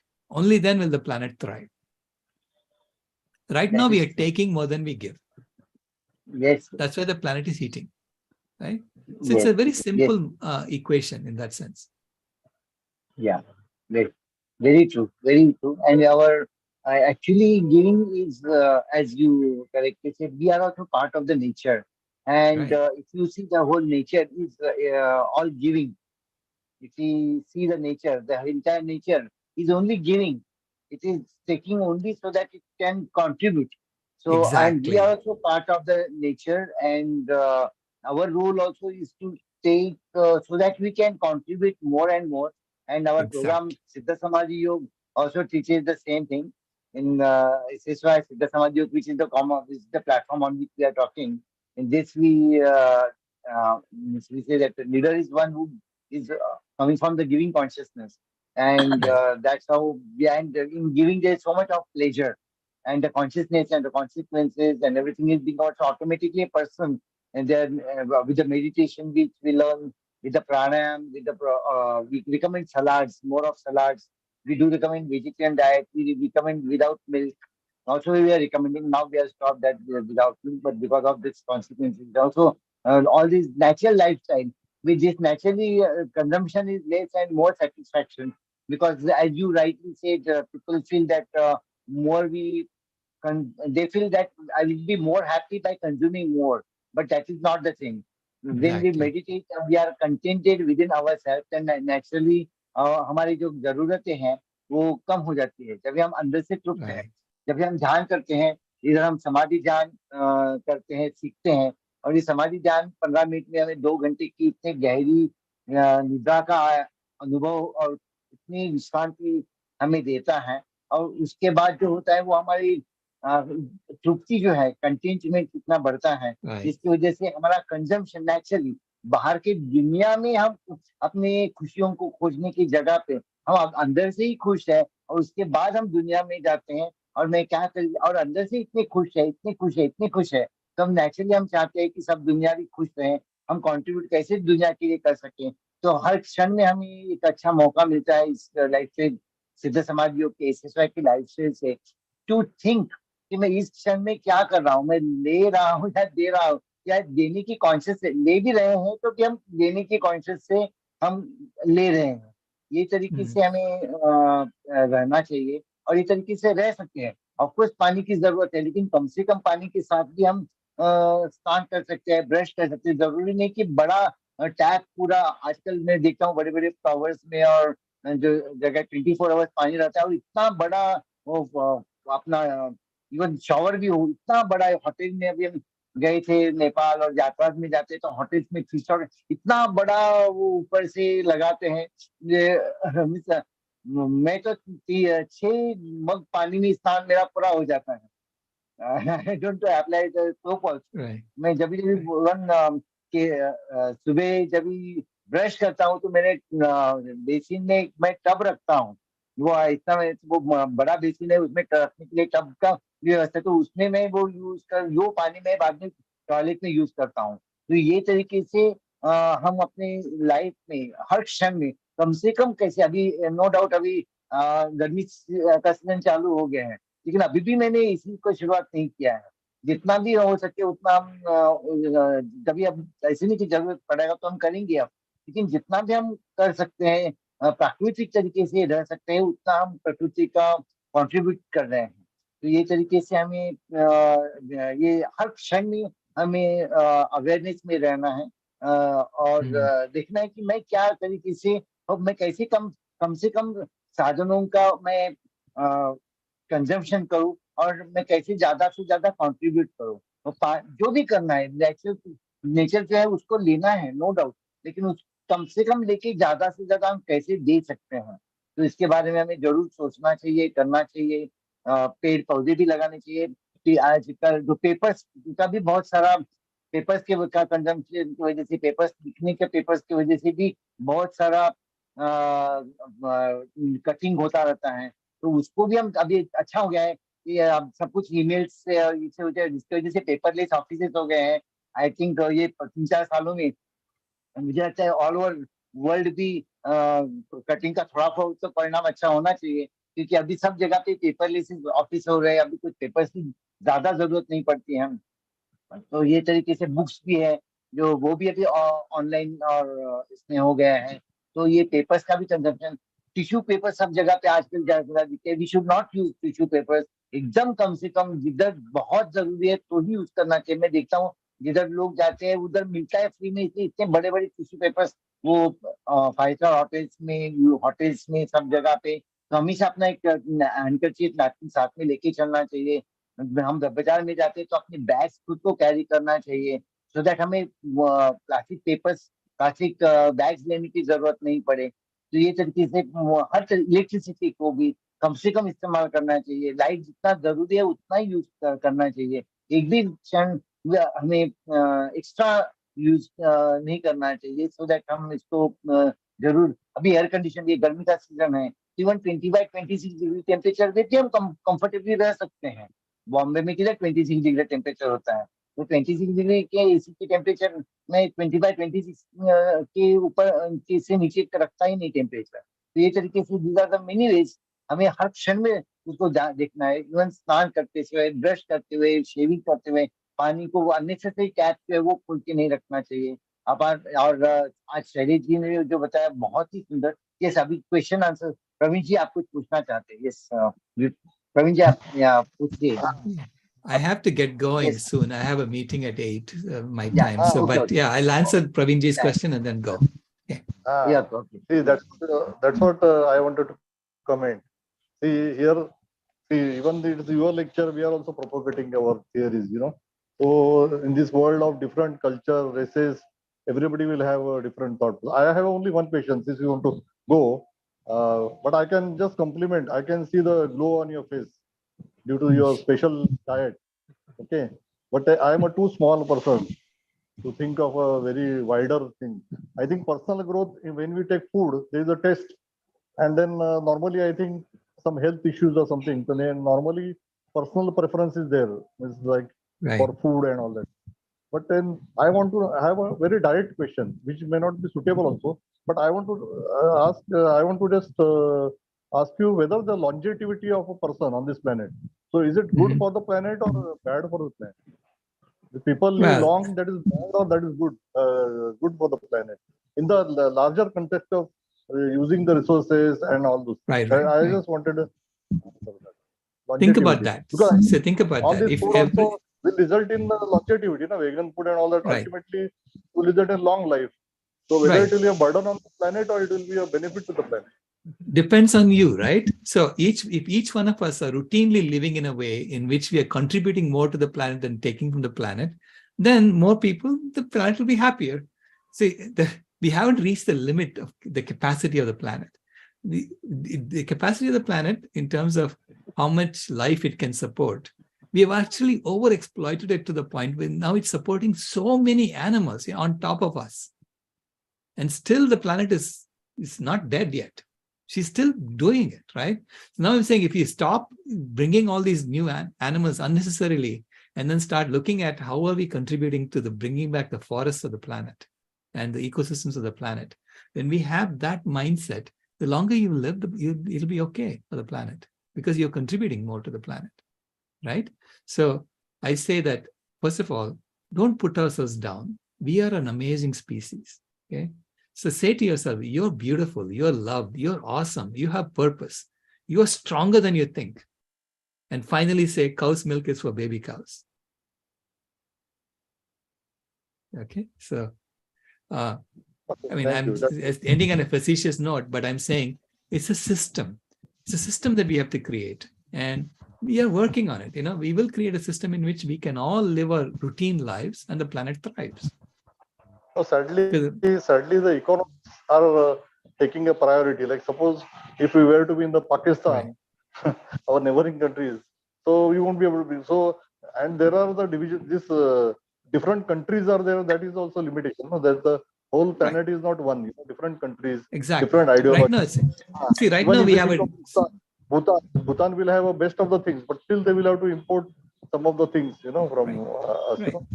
That See, way. right So, now but we have divided ourselves like, up, so we have to exercise our my takeaway from this talk is to exercise discretion and apply and think over, introspect, and whatever I could apply in my life, in my lifestyle, that will be a really helpful for me only, and in turn it will be helpful for the planet. I think first I think of myself. It will be good for my health also. So Right. I think that's personality growth, and it will be a national growth effort. Thank you. Great talk. Thank you. Sure. Yes, Sure thank thing. you, thank you so much, Mr. Shailesh Rawji, Dr. Shailesh Rawji, for your very lucid presentation and very informative, inspiring, interesting presentation on saving the earth and say how to deal with the heat, climate change, and so beautifully. And I'm sure all those who are present, those who have attended this here on the Zoom, and those who are viewing this on the YouTube, those who are going to see it on the YouTube, everybody is going to definitely get inspired by your presentation, and wish you every luck to spread this mission. You have left your profession and you are ventured into this to make us better. Our best wishes to you for your long life. Wish you and your family very, very hearty, great life with peace, happiness, harmony. And I would also suggest you to join our the Samadhi Yoga program online. I will send you the link, and because we are quite on the same this thing, and it's very interesting how that will also add to your awareness also in different, because here we are teaching people how to live naturally. That's what you are also. So we are on the same boat actually. So definitely it will. It's a very different, very powerfully it has been taught. So thank you so much for your precious time and answering all our questions also. Thank you, thank you, thank you. Sure. Yeah. Bye. So much. Now others can continue. We'll continue our interaction. Yes. Yes. Others can. Yes, our video is still on, our recording is still on. So anybody would like to share anything, please open your cameras and share your things. I will be sending this video to the speaker because the recording is still on YouTube. So yes, Shubrama. जय गुरुदेव जय गुरुदेव बहुत अच्छा बताया उन्होंने. I am really thankful to him. पर ये तो चलता ही रहेगा. कुछ मॉडर्न चीजें अभी मॉडर्न जमाने में बुलेट ट्रेन, कार शेड, ये सब चल रहा है मुंबई में. ट्रीज कटिंग का ये आर्य कॉलोनी में, गोरेगांव में ट्रीज कटिंग के लिए कितना हल्ला मच रहा है. फिर भी ट्रीज कटेंगे और न्यू चीजें बनती रहेंगी. हमको ये देखना है कि कैसे हम मतलब अभी कोई बोलते हैं कि दूसरी जगह जंगल बनाएंगे. कहीं बॉम्बे में एक छोटा जंगल बनाया है. तो देखते रहने का. अभी कैसे अपना कंट्रीब्यूट जितना कर सकते हैं उतना सोसाइटी को, नेचर को कंट्रीब्यूट करने का. बैगन डाइट तो really even I support the vegan diet, like not eating animal things, even milk. I don't take milk. I'm not taking milk at all. And you can find the solution from the dietitian, like to say what is the substitute for milk in Bangalore. There are some plant-based proteins are also available nowadays. So actually milk doesn't suit me at all. When I drink milk, my joints get affected. And though I'm totally vegan diet, I support the vegan diet. No problem about it. बस यही कहना है. और शैलेश जी ने बहुत अच्छी तरह से हमको समझाया. Killing animals, burning the trees, killing the trees, it should be stopped. But you cannot stop it because of the civilization. You have to produce another place where you can make the trees grow and support it. So thank you very much for expressing myself. Thank you. अभी Thank you. अभी मोदी जी ने तो Thank कितने tunnels बनाए हैं। अभी सुनते हैं कि अमरनाथ जाने के लिए भी टनल बना दिए उन्होंने, इससे हम लोग जो है वो आराम से जा सके और हमको वेदर की और टेररिस्ट की प्रॉब्लम ना हो, इसके लिए उन्होंने टनल बनाई है अमरनाथ जी जाने के लिए। ये सब हो रहा है पर Correct, correct, correct. और at the same time देखिए ये भी ये हाँ हाँ जी, कौन बोल रहे हैं? लेकिन अभी हम अलग अलग आइडियाज सुनेंगे, प्रोपोगेट करेंगे, तो बाद में 3 साल बाद हम सोचेंगे कि अमरनाथ जाना ही क्यों है। अगर सपोज स्वर्ग अपने खुद में है तो अमरनाथ भी क्यों जाना है, वो अपना थिंक प्रोसेस चालू है। देखो इट्स वेरी सैड, अभी देखो 2 दिन पहले the 12 lakhs people were gathered and 13 people died. So any गर्मी से sensitive person will think what was the need to gather 12 lakhs people. So we Indians have to be, we say we are educated and all that, but when these things happen, we are exposed to the world. The world ridicules us. All these things. Yeah, So because in we the have to. afternoon they all were So gathered, no, this in the so afternoon. today's lecture also was like a eye opener for us. So we have to think and we have to exercise. Each person has to exercise his or her discretion, like. Yeah, So because we are open to all the thoughts, all the theories, all the ideas, and SSY we are taught to be like that, no? That we are open to all the. So it's an individual preference for it everyone is an how to individual, do, right, right. It's an individual Sorry to preference. interrupt. Very true. Sorry to Yes, yes, that is the purpose of the rechargers. Yeah, that is the purpose of the rechargers, so that we every time, every week we learn from the esteemed and great speakers, and then we get again some inspiration to live better, to improve ourselves, daily grow ourselves in a better way. So that opportunity we get, and no doubt so many roads. But you must have heard that number of tigers have increased in India. The Yeah, record yeah. number of, I think we are the capital of tigers, if I'm not wrong. Right, Maximum number of right, tigers are in India. Now, if right. how the tigers will increase only when there is conscious effort from the government in last Yes. what are the 19 2 decades, there has been conscious effort from the government also to protect the nature, about number of all the animals, everything in every area. There's lot of awareness, lot of consciousness, and even care. I trust Modi ji. Maybe you can say I'm Modi Bhakt. और मैं सोचता हूँ कि he must be taking all the care because he's also very much an environmentalist. और वो Yes, भी yes. he also said that we should milking the nature, like milking the cow. We should not exploit.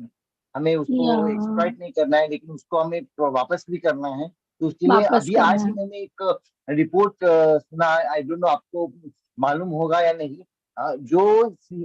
हमारे लोग, हम out of India जाते हैं, Singapore और अलग अलग जो कंट्रीज, दुबई है, ये है, वो है, तो उससे वो इवन सिंगापुर से भी बड़ा, ऐसे 6 टाइम बड़ा एक शहर हिंदुस्तान में हो रहा है।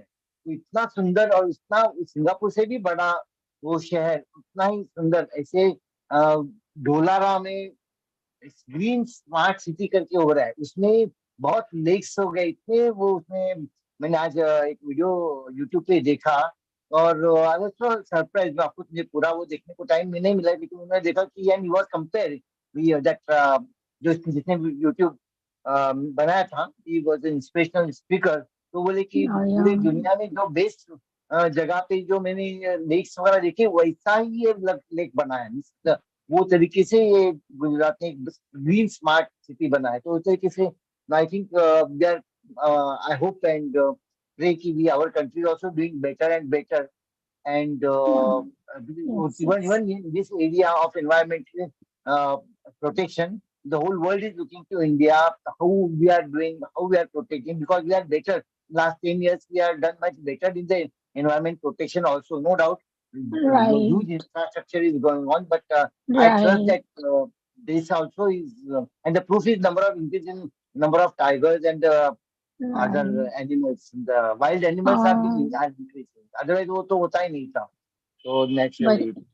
वही अभी टेहरी डैम, तो मुझे लगता है कि हमें चिंता करने की जरूरत नहीं. Yes, yes, वही टेहरी डैम बनाया था तो उसमें कितने ट्रीज जो थे कट किए. लोग चिपको आंदोलन किया था, याद है? जी जब जी. टेहरी डैम बनाया था तब चिपको आंदोलन हुआ था. पेड़ से चिपक जाते थे लोग और काटने नहीं देते थे. पर इतना बड़ा टेहरी डैम, हम लोग गए थे जब यात्रा के लिए, चारधाम यात्रा के लिए, तो हमने देखा ना टेहरी डैम कितना बड़ा बना हुआ है. बाप रे. कितना बड़ा, और कितनी बिजली वहां से पैदा होती है.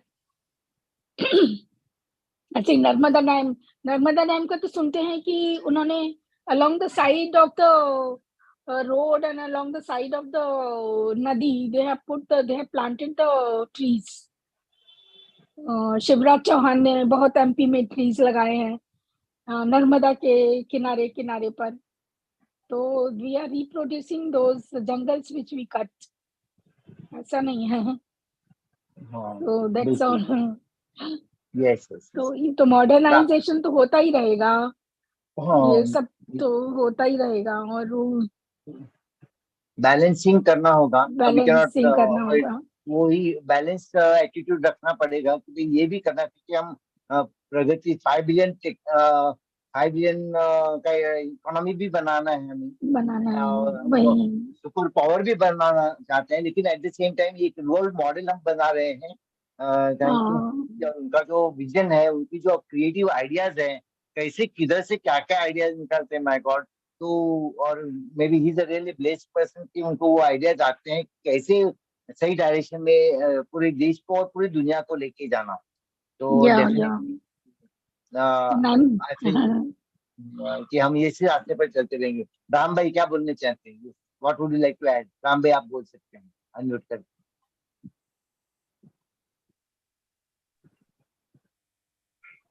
जय गुरुदेव. हेलो. बोलिए. जय गुरुदेव जी. हेलो. बोलिए. सुनाई दे रहा है. बोलिए. आ रही है. बोलिए. हाँ, जय गुरुदेव. हाँ, आज वो डॉक्टर साहब ने जो भी लेक्चर दिया, ज़्यादा तो ये इंग्लिश में, ज़्यादा नहीं, पूरा इंग्लिश में ही दिया, लेकिन फिर भी उनका संदेश समझा. पूरी दुनिया में कैसे क्लाइमेट चेंज हो रहे हैं और हीट के ऊपर उन्होंने व्याख्यान दिया. तो हीट तो जरूर पूरे विश्व का, संसार पृथ्वी पे बढ़ रही है और उसके कारण मनुष्य ही हैं. अभी हम, एक तो मनुष्य खुद ही, अभी देखिए मेरा एकदम देहाती लहजा होगा, आप लोग जरा सुन के विचार करना. एक तो मनुष्य या प्राणी जो भी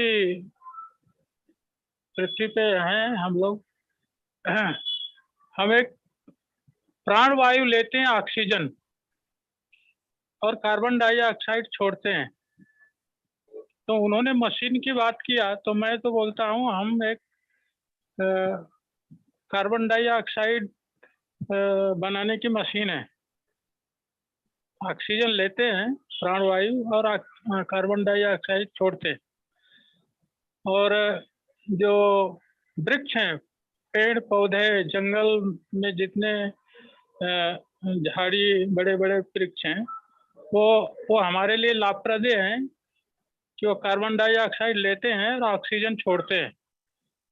पहली बात तो ये है कि हम वो ऑक्सीजन के मशीन है, ऑक्सीजन बनाने के, हम कार्बन डाइऑक्साइड की.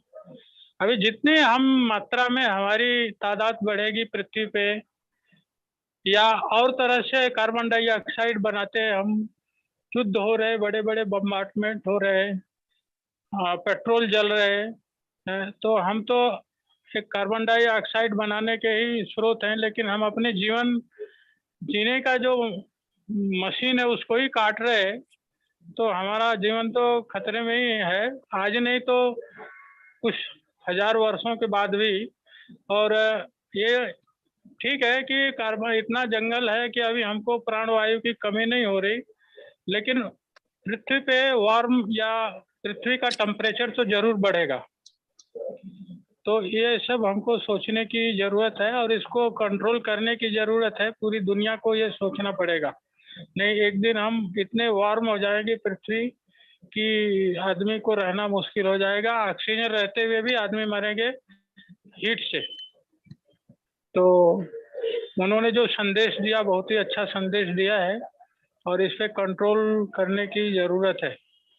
और ये आजकल युद्ध हो रहे हैं यूक्रेन का, और ये ऐसे ही युद्ध अभी विश्व युद्ध होने का खतरा मंडरा रहा है। तो ये सब विध्वंसक है मनुष्य के लिए, चाहे वो किसी भी मकसद से लड़े जाएं। तो ये होना नहीं चाहिए। और हम सभ्य समाज में हैं तो ये सब कैसे हो रहा है। अब ये लोग बोलते हैं, जो बड़े बड़े सभ्य देश हैं, बड़े बड़े, हम बोलते हैं ना अमेरिका इतना एडवांस गया, रशिया इतना एडवांस गया, और वही लोग में ऐसे विचार हैं कि विश्व युद्ध का खतरा मंडरा रहा है। तो हम उनको सिविलाइज्ड कहें कि अनसिविलाइज्ड कहें। तो उन्होंने एक संदेश भी दिया है कि India is very intelligent country है। तो इसके लिए इंडिया को ही काम करना पड़ेगा। मोदी जी तो थोड़ा संदेश दे रहे हैं दुनिया को शांति का, लेकिन अभी पूरा कंट्रोलिंग में नहीं वर्ड है। लगता है विध्वंस काफी होने के बाद ही समझदारी आएगी। तो आज का प्रवचन तो काफी संदेश दे के गए हैं डॉक्टर साहब, इसके लिए थैंक यू। जय गुरुदेव। Thank you so much Ram भाई, thank you for your sharing. Yes Meena ji, आप क्या कहना चाहेंगे? What would you like to add? Thank you so much Meena ji, आपकी वजह से आज के स्पीकर हमें मिले, तो थैंक यू सो मच। आप हमेशा हमारे बारे में सोचते हैं, अच्छे स्पीकर्स हमें इंट्रोड्यूस करते हैं, तो thank you so much Meena. No thank you. मेरा मतलब सौभाग्य है कि मुझे कुछ अच्छा लगा वो मैं यहाँ शेयर करने के लिए प्लेटफॉर्म मिल रहा है, तो वो एक मेरे लिए अच्छी बात है।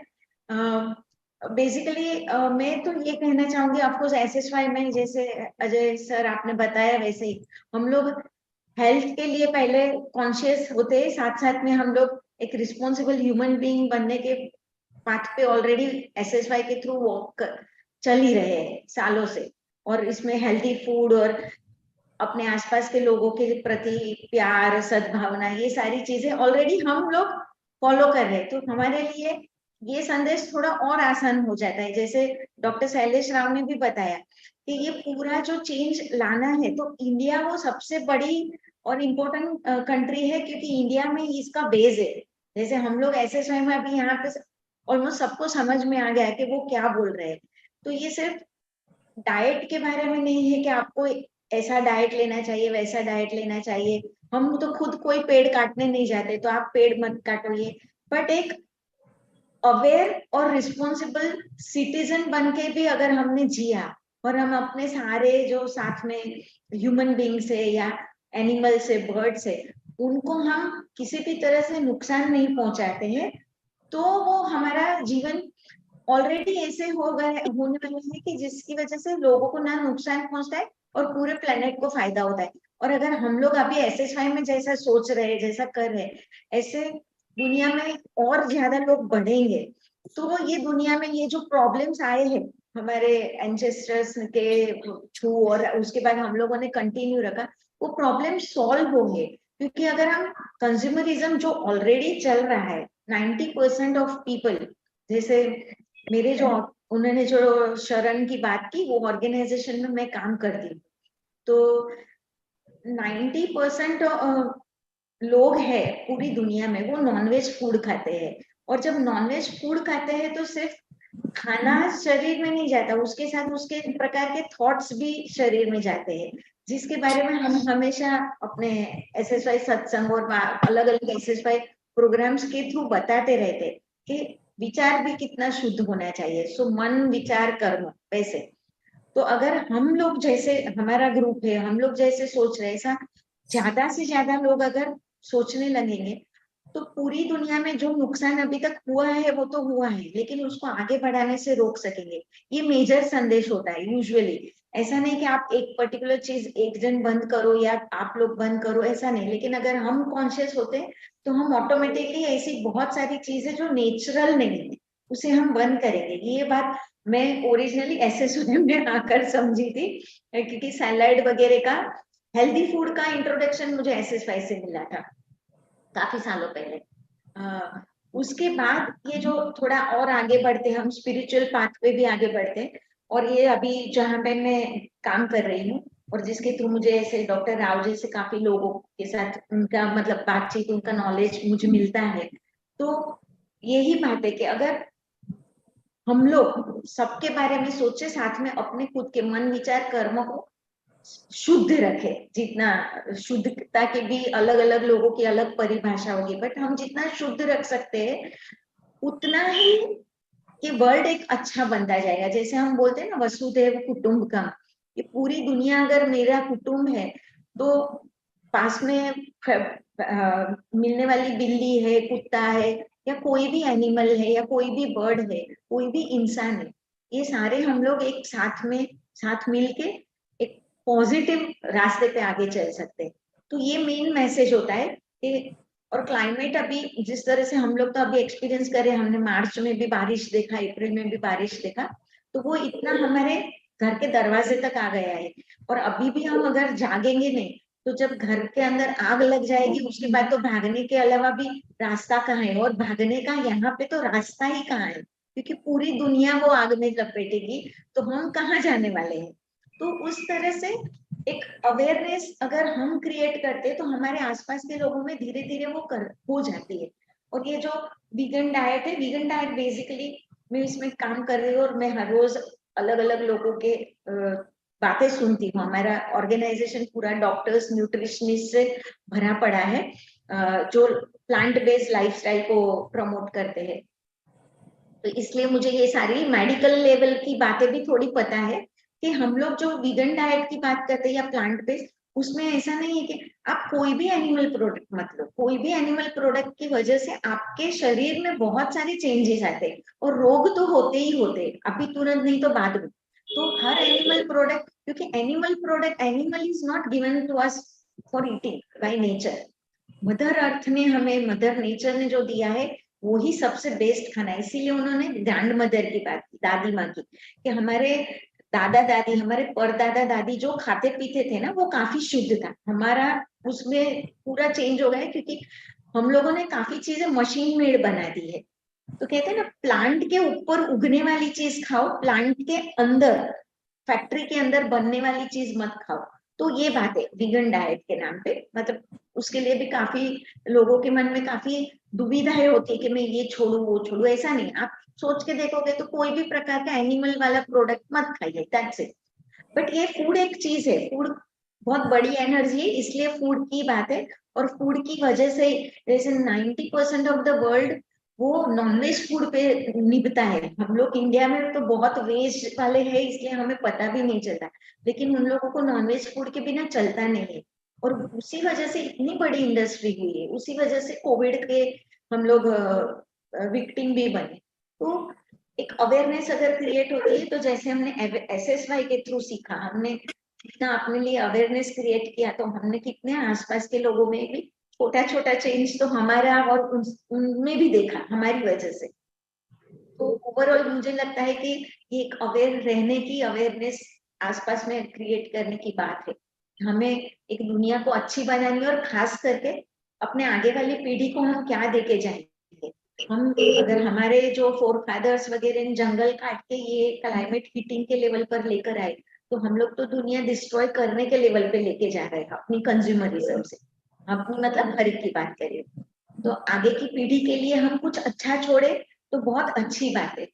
क्योंकि एक बहुत अच्छी बात मैंने सुनी थी कि हम लोग ये अर्थ, ये पृथ्वी पे हम लोग जो जी रहे हैं ना, वो हमने अपने बच्चों से उधार ली हुई जिंदगी है। तो उनके लिए हम क्या छोड़ रहे हैं, उनसे हम मतलब उधार ली यानी उनसे ही सारा हम ले रहे हैं, अभी तो सारा रिसोर्सेज और सब ले रहे हैं, तो उनके लिए हम क्या छोड़ के जाने वाले हैं। तो कम से कम खुद के बारे में नहीं, दूसरे के बारे में नहीं, आने वाली पीढ़ियों के बारे में सोचे तो एक अच्छा, थोड़ा बहुत अच्छा वर्ड हम छोड़ के जा सकते हैं, तो वो बहुत बड़ी बात है। एंड मुझे ये इस बात की खुशी है कि SSY और SSY जैसी विचारधारा, मिलने जुलने वाली विचारधारा वाले ऐसे अलग अलग ऑर्गेनाइजेशन है, और मुझे थैंक्स टू अजय में आपकी वजह से ये चांस मिल रहा है कि मैं उनको कहीं ना कहीं साथ मिला रही हूँ। Thank you so much.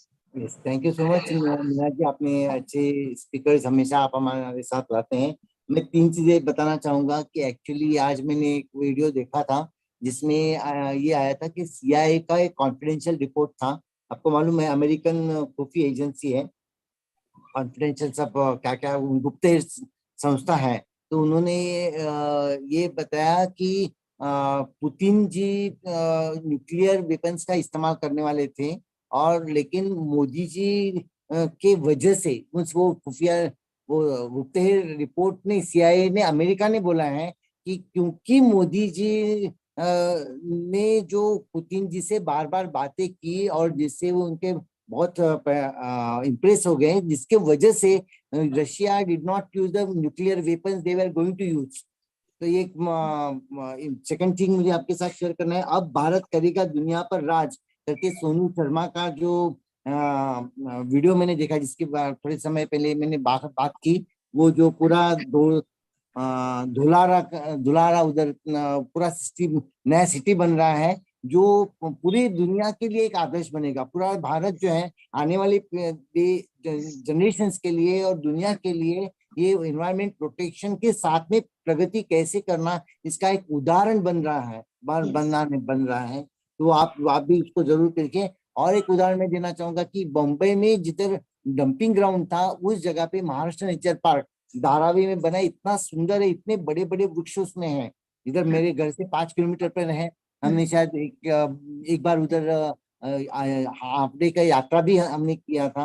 तो ये तरीके से अलग अलग प्रोजेक्ट भी संस्थाओं के से, स्थानीय स्वराज संस्थाओं की तरफ से और गवर्नमेंट की तरफ से चलते रहे हैं। हम उनके लिए जरूर सद्भावना रखेंगे और प्रार्थना करते कि इस बरधरती माँ का जो अभी अमृत महोत्सव चल रहा है, मेरे देश की धरती सोना उगले उगले हीरे मोती, मेरे देश की धरती। तो ये तरीके से हमारा जो सोने की चिड़िया का जो देश है, वापस हमें ये उतना ही समृद्ध देश हमें आने वाले पीरियड में मिलने वाला है। हम सब उसको देखने के लिए अपना स्वास्थ्य बना के रखेंगे, अच्छा खाएंगे, अच्छा सोचेंगे, अच्छा व्यवहार करेंगे और आनंद यात्रा में आते रहिए। जय गुरुदेव। प्रार्थना करते हैं। ओम ओम ओम। जय गुरुदेव। आप सबका